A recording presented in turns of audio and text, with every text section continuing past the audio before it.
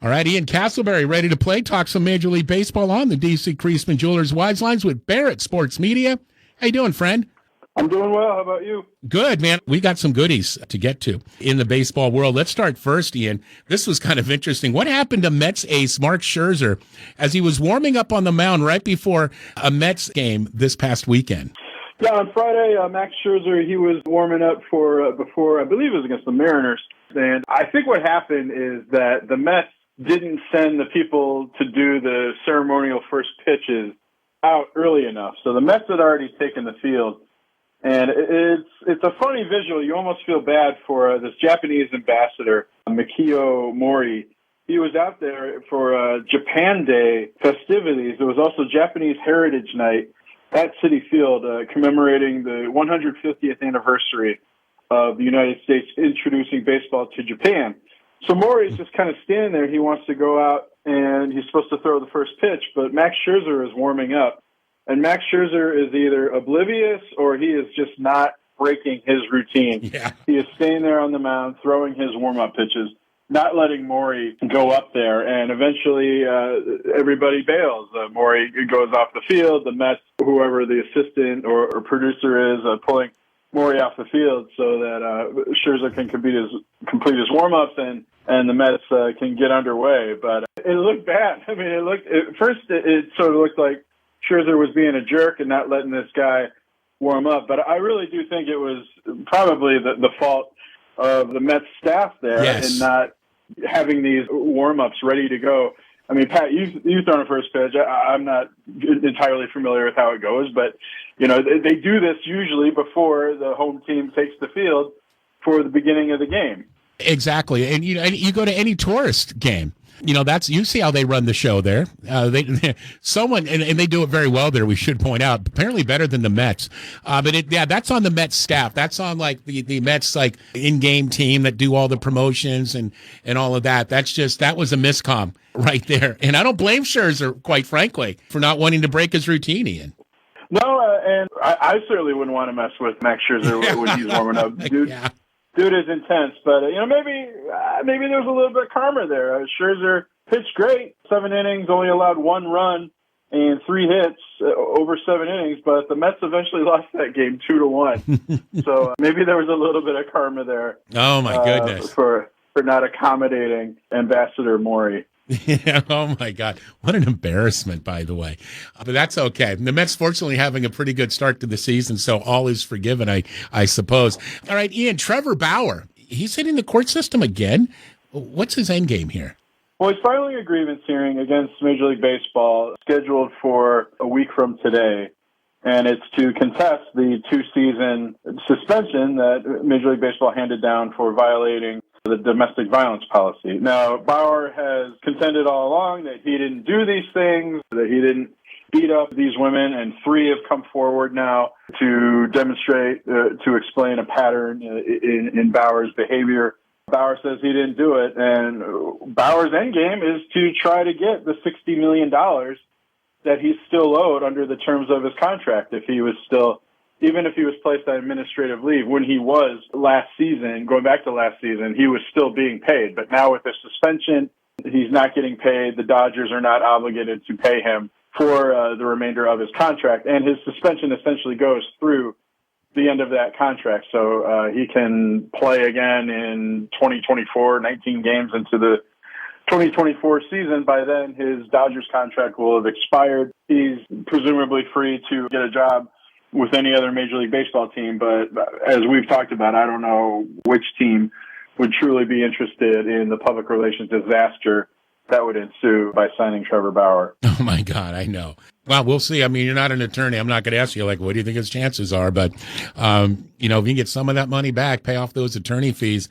And yeah, I mean, hopefully the dude's played his money smart and has some money stashed away before he decided to do kind of the stuff he did. Ian Castleberry with the Wise Guys. So Barrett Sports Media on the D.C. Creasman Jewelers Wise Lines are a Major League Baseball update for this Monday. So Ian, did I read this correctly? The Reds no-hit the Pirates, yet they lost 1-0? That is correct. The Cincinnati Reds yesterday, they did not allow any hits to the Pittsburgh Pirates, but the Pirates still won the game 1-0. They got in the 8th inning. The Pirates drew 3 consecutive walks and then scored a run on a ground out.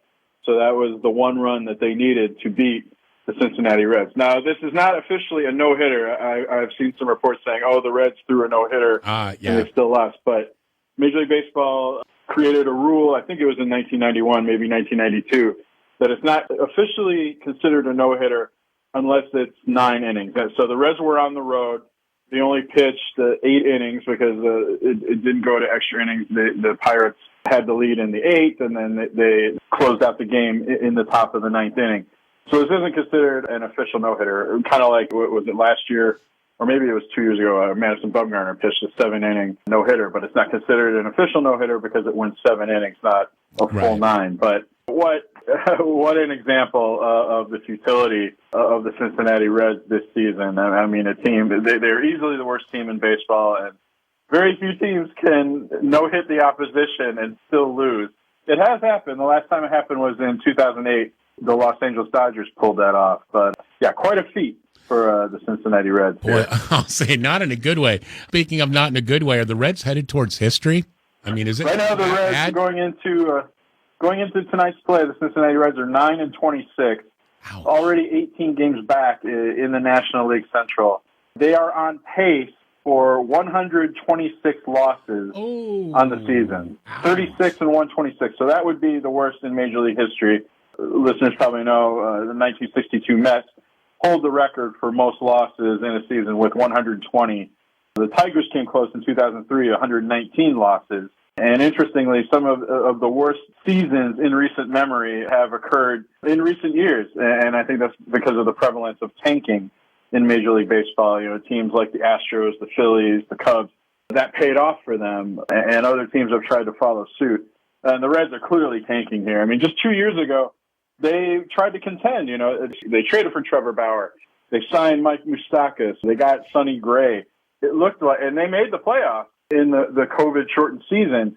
But whether it was because they lost, they were swept in the first round, or maybe they didn't draw attendance-wise, ownership there decided it wasn't worth it, and has just been cutting since then. And there's barely anybody on that team right now worth building around. They do have some young talent. Hunter Green, who pitched 7 of the no-hit innings yesterday, Tyler Mahle, Jose Barrero. They have some young pieces to build around. But Joey Votto, he's hitting like 125, one of the best hitters in baseball during his career, and he's having just an abysmal season. They're not scoring runs. They're allowing a bunch of runs. They're not hitting. I mean, it all just combines for an abysmal season here for the Reds. Man, oh man. I should have really, before the segment, Matt Jungle, if you're listening, I probably should have advised you to put on earmuffs, because that's really tough to hear right there, man. All right, speaking of teams that are struggling, Ian, the Red Sox are 11-20 and have won just one series this season. I mean, man, you need the Red Sox to be good. It always makes baseball much more exciting. Any hope moving forward for Sox fans? Can you see that at all, Ian? They're already 12 games back in the AL East, behind the Yankees, who have played, I think, above expectations. But you look at the numbers, they're not bad. I mean, nobody's hitting that well in baseball this year. So the Red Sox, they're hitting .235 as a team, but that's like middle of the pack. That's 14th in Major League Baseball. They're pitching well, .375 team ERA. But some of their star players just aren't producing right now, notably Trevor Story, their big offseason acquisition, former Colorado Rocky, former Asheville Tourist. He's only hitting 196 on the season, 1 home run. So that's obviously tremendously disappointing for what they expected from him. Enrique Hernandez batting 169, Alex Verdugo 212. Jackie Bradley Jr. has never been a great hitter, but hitting 202 this season. And their starting pitching, 2 of their starting pitchers, Nick Pivetta, a 5.08 ERA, Tanner Houck, a 5.40 ERA.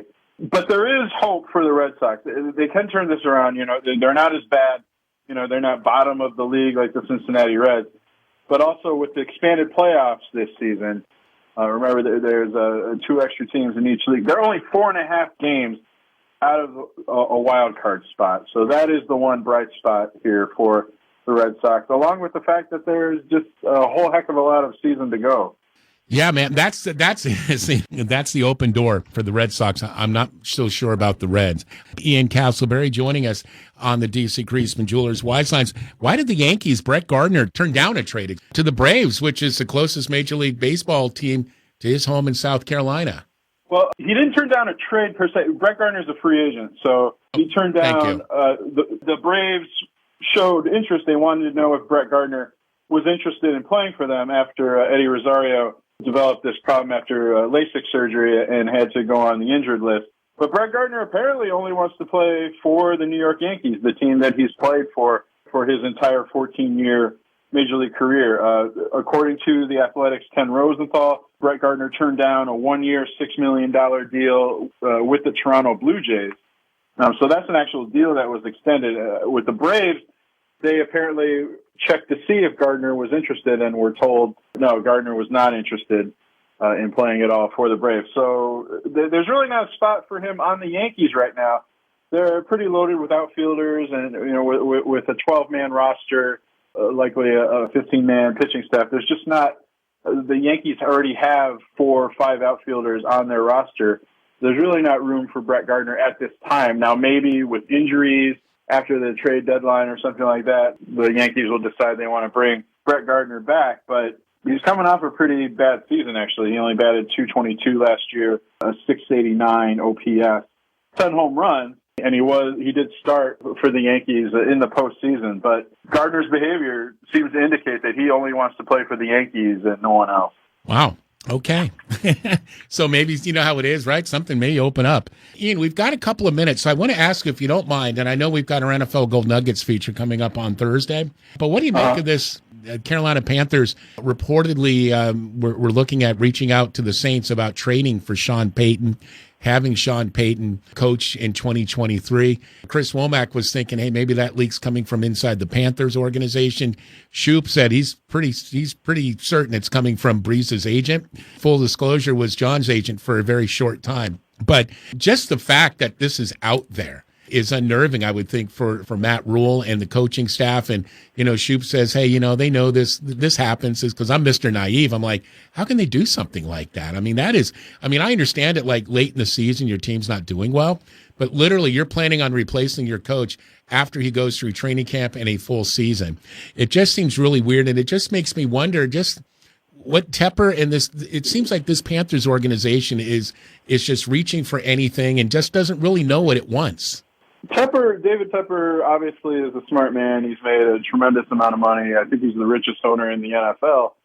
So he obviously knows what he's doing from a business standpoint. But as a football owner, he seems quite impulsive. We read he really wanted Deshaun Watson, even when the Panthers had traded for Sam Darnold. Obviously, you'd rather have Deshaun Watson, but the team had taken steps as far as its quarterback position, and here comes Tepper saying, I want this. And you do wonder.